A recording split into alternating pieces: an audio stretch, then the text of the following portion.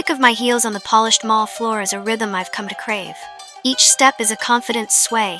Feels right.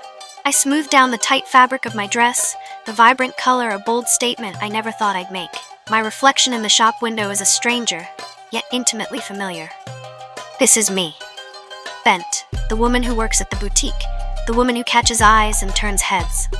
But yesterday was a lifetime ago. Yesterday, I was Ben.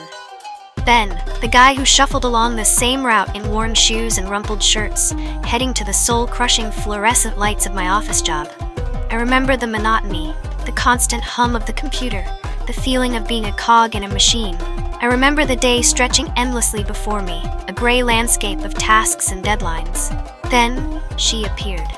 Right there, on the corner where the bus usually turns, materialized a vision ripped from a forgotten history book. An older woman adorned in heavy, opulent fabrics that shimmered like jewels in the morning sun. Her dress, if you could even call it that, was more like a royal tapestry, and her expression was as stern as any queen in a history lesson. I'd laughed, of course. The sheer absurdity of it all, a real-life queen in my mundane, urban setting, it was too ridiculous not to chuckle at. "So, you laugh at me?" Her voice was sharp, cutting through the morning air like a shard of glass. "I am a queen! I am a queen!" she declared, her voice rising in indignant fury. I foolishly laughed again.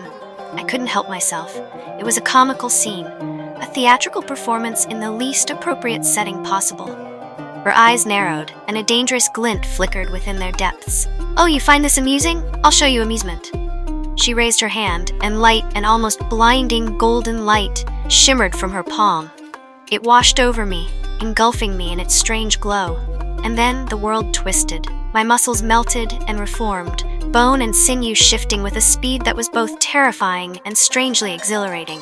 My clothes seemed to fall away, replaced by, well, the beginnings of a female form. I watched in bewildered horror, my breath catching in my constricted chest as my body became something else entirely. She, the self-proclaimed queen, smirked. "How do I look?" she asked, her eyes gleaming with a possessive delight. "Look, you've become a woman." Her light flared again, shaping me, molding me, refining me with each pulse. It was intimate, almost invasive, yet I was transfixed, unable to tear my gaze away. "We need to make you more beautiful," she murmured, her voice laced with a strange kind of artistry. "A little more here," she said, gesturing towards my chest, and in an instant, the feeling of a feminine curve became a reality. Then she produced an ID, sleek and new, with my picture and the name Bent printed in elegant script. "From today, you will live as a woman named Bent.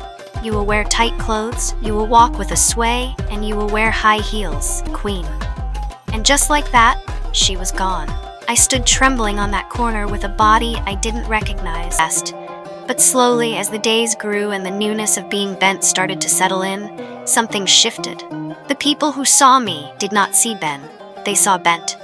The way they looked at me, the way they talked to me, it was a different kind of attention. They didn't see a gray man.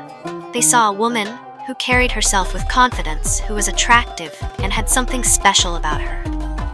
And strangely, I began to enjoy it, wanted. I still don't know why she chose me, of all people. Perhaps it was my audacity, my laughter in the face of her weirdness. But now, as I stand here in the bright light of this mall, my hands sliding across the soft fabric of a dress I never thought I'd wear, I have to admit, her curse, if that's what it was, strangely feels like a blessing. Perhaps that is true beauty, finding happiness even in the most unexpected and strange corners of life.